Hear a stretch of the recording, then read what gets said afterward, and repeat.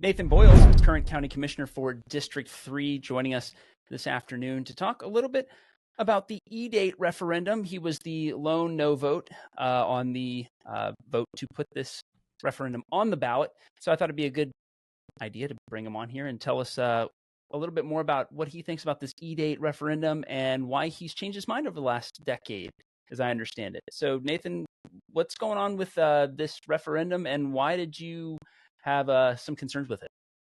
Because it doesn't work, Mr. Saul. That's why. Mainly. I'm just going Should to I elaborate? Yeah. So why do you say it doesn't work? All right. So it is a well-intended tool to allow local governments to incentivize the creation of jobs within our community. And that's, I think, a good and noble goal. And the idea in particular is to bring businesses who may not currently be in our community to our community to create high-wage, high-paying jobs, ideally to diversify our economy, right? So that whole idea from 8 or 10 years ago of adding a third leg to the proverbial stool, beyond tourism and defense. The problem is that it hasn't actually worked that way. So if you look at the numbers over the last 10 years, I think we've actually given about $300,000, give or take, in actual incentive has been, effectively paid out through tax breaks in this program. And that's, with, I think, either 10 or 12 total businesses that have been through the process. And I want to note, it's an extensive process, right? There are lawyers involved, and the property appraiser's office has to be involved. There are ordinances that have to be drafted and noticed in the newspaper, and public hearings that have to be held. And then invariably, something is overly optimistic in the job creation metrics of the company that is given the break, and they have to come back and petition for an amendment, which requires us to go back through the whole process again and amend an ordinance to try and adjust the numbers to make it work for them. On top of that, what you find is, by and large, the entities that are taking advantage of this, one, they're large corporations, right? Many of them are national, if not multinational organizations who, quite frankly, don't need the break, and most likely would have placed that unit of business in Okaloosa County anyways, without regard to this tax break.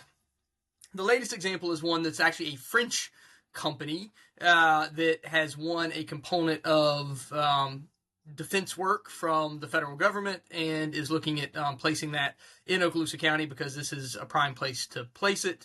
And we keep going through this process of approving that and then amending it as their contract keeps getting pushed out. And at the end of the day, I think very little juice given the significant squeeze. How should I say this? This thing isn't worth it on multiple accounts, is kind of your argument, right? Like, it's not worth it to the business, it's not worth it to the county to do it, and it's not worth it to the individual taxpayer. Is that kind of the gist? Yeah, no, I think that's very fair. And to be clear, I don't oppose the concept, right? I think government needs to be really careful when it starts doling out tax breaks. I do think there are potentially situations where it can make sense. I think we could do much better with much less red tape with a tailored program that was created specifically for our county.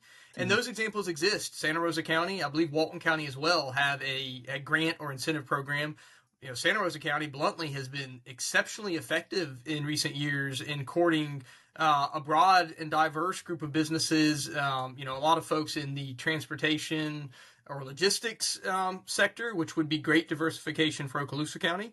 And I think in part it's because they've taken a different approach to economic development rather than just relying on what I think, frankly, at this point is a little bit of a stale tool coming out of the legislature. Because this, the thing that we're looking to adopt in Okaloosa County was really created by the legislature. And no offense to anyone in Tallahassee, but they don't always do the best at crafting programs, etc., via legislation, right? And so I just think we can do better locally rather than spending all this time to try and adopt an antiquated state tool that's, designed to fix a problem that's frankly, 12 years old.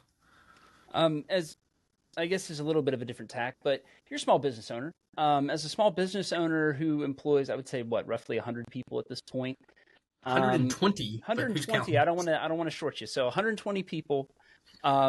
you see big corporations coming in and getting tax breaks to come in, and you don't get that tax break.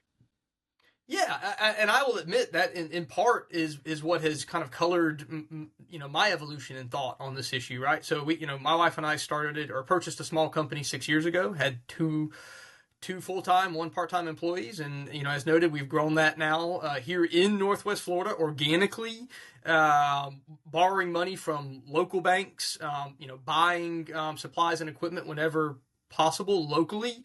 All of our taxes stay right here in this community.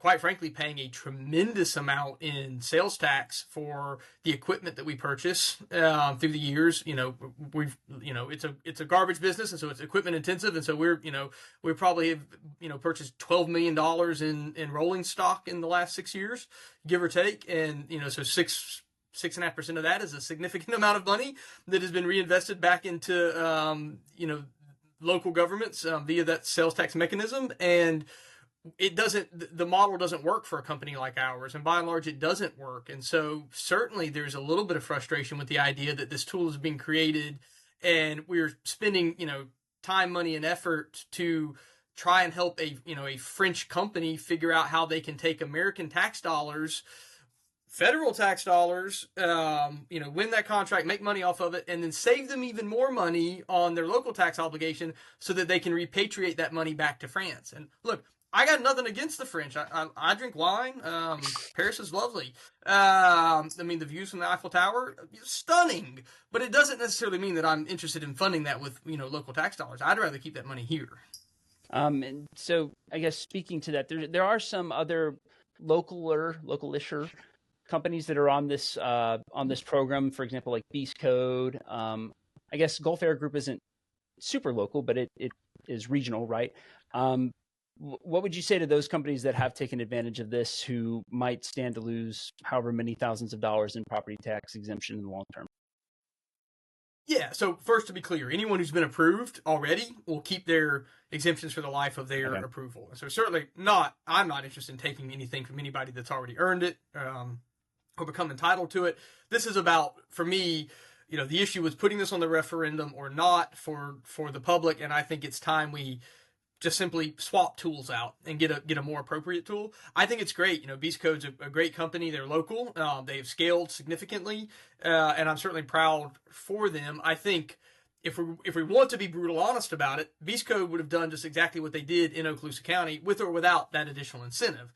I'm not saying that's an argument to not incentivize them, but what I am saying is that we do really need to think about what are our core objectives, and then have we created a tool that is most appropriately targeted to that objective. I guess the last question I have for you is kind of about the business, the cost of doing business with this program for the county itself. You've been in county government for almost 12 years now as an elected official, and I know you have some experience talking with the people that help manage these programs. And it's not just like somebody stamps a piece of paper and then signs it and sends it out. There's, like you said, a lot of lawyers and stuff. How much do you think it costs the county government to maintain a program like this?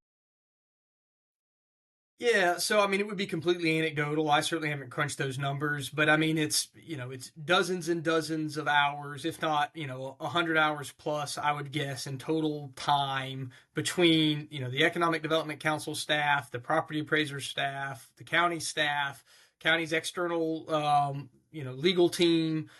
All of that, once you add it all together, is significant. And then you have the advertising cost. And then again, there's a tracking that's required. Then annually, someone at the property appraiser's office or a group of folks are having to collect data from these entities, try and confirm that they have met their metrics that are required under the grant terms, and then processing, are they entitled to 100% of this year's abatement, 90% of it? It is a complicated process that then has this kind of continuing expense associated with maintaining it.